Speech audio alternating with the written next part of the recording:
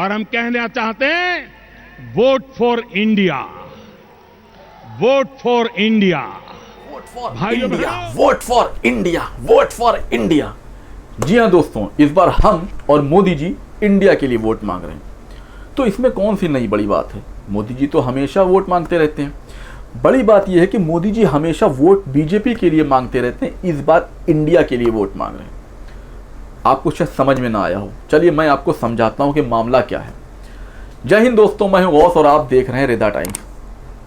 दोस्तों मामला ये है कि इस बार मोदी जी जो ये वोट मांग रहे हैं, ये दरअसल मोदी जी का 2014 से पहले का वीडियो है, जिसको कांग्रेस ने वायरल किया है।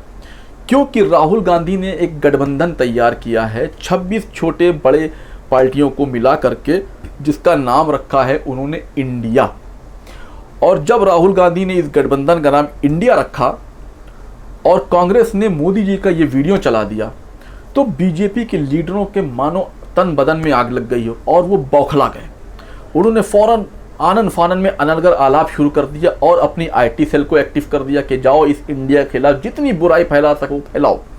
उन्होंने अपनी गोदी मीडिया को यह आदेश दे दिया कि जाओ इस इंडिया के खिलाफ, जो कि नई अलायंस की पार्टी है, जितना ज़्यादा इसके खिलाफ बुरा कर सको, बुरा प्रचार कर सको, वो करना शुरू कर दो। और तमाम गोदी मीडिया के पत्रकार अपने मालिक की बात सुनने के लिए तैयार हो गए और 24 घंटे आज दिन भर उन्होंने सिर्फ यही करा है कि इंडिया को कैसे नीचा दिखाया जाए, इंडिया को कैसे बुरा कहा जाए। जबकि इंडिया हमारे प्यारे देश का नाम है, उसको भी बदनाम करने से ये लोग नहीं चूके।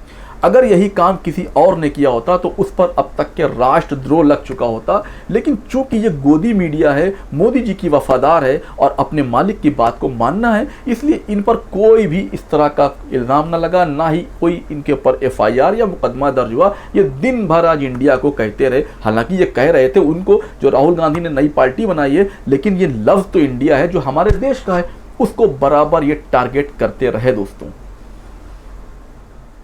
बात दरअसल ये है कि राहुल गांधी ने ये जो विपक्ष की टीम तैयार की है, जो 2024 में सीधे मोदी जी से यानी कि बीजेपी से टक्कर लेगी, इसका नाम उन्होंने इंडिया रख दिया है, Indian national developmental exclusive alliance.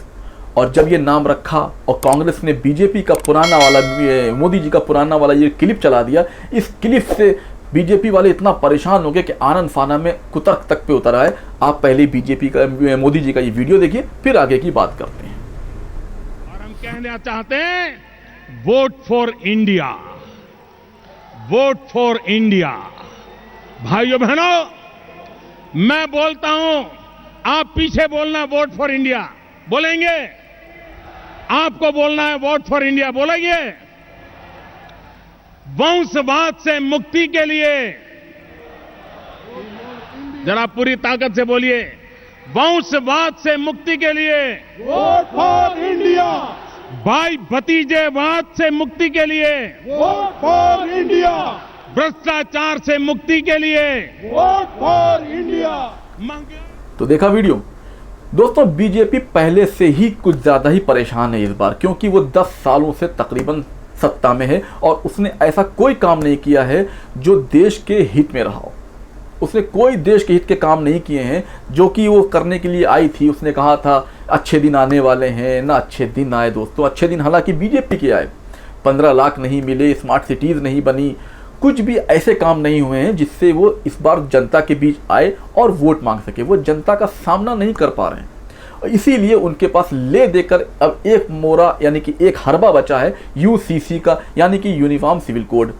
अब ये भी कहीं से कामयाब होता दिखाई नहीं दे रहा है। तो वैसे ही बीजेपी वाले परेशान थे। मोदी जी को लगता था कि इस बार शायद सत्ता हाथ में ना आए, इसीलिए वो इस तरफ हर बगल झांक रहे हैं।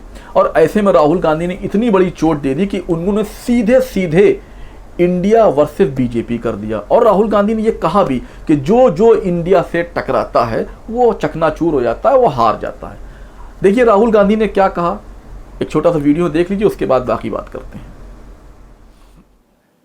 बीजेपी की विचारधारा उनकी सोच के खिलाफ है। वो देश पर आक्रमण कर रहे हैं, बेरोजगारी फैल रही है, देश का पूरा धन चुने हुए लोगों के हाथ में जा रहा है। ये लड़ाई ऑपोजिशन और बीजेपी के बीच में लड़ाई नहीं है। देश की आवाज को दबाया और कुचला जा रहा है। ये देश की आवाज के लिए लड़ाई है और इसीलिए ये नाम चुना गया। दोस्तों, राहुल गांधी ने आज सीधे देश की जनता को संबोधित किया और उन्होंने कहा कि आप बीजेपी को उखाड़ फेंकने के लिए इंडिया को वोट दें। उन्होंने कहा कि बीजेपी के भ्रष्टाचार को खत्म करने के लिए आप इंडिया को वोट दें।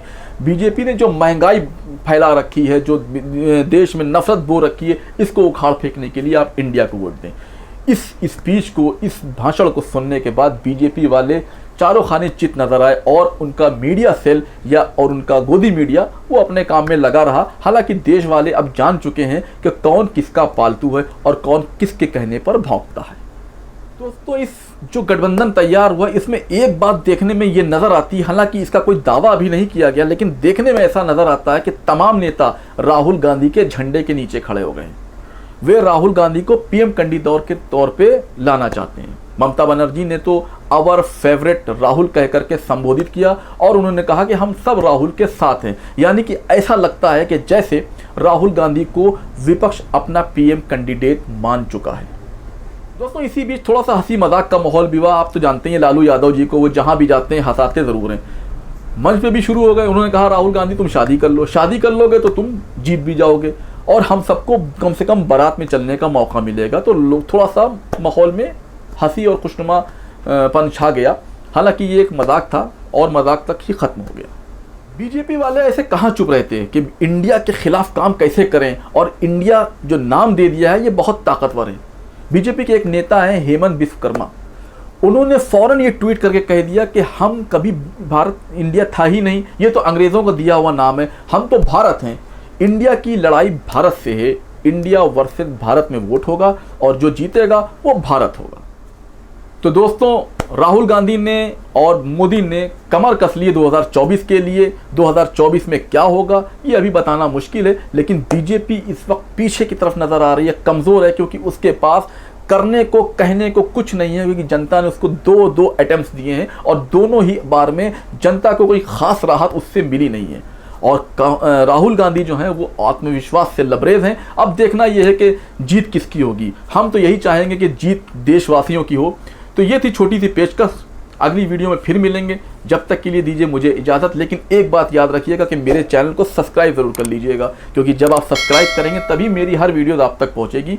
इसलिए मुझे दीजिए अब इजाज़त। नमस्ते।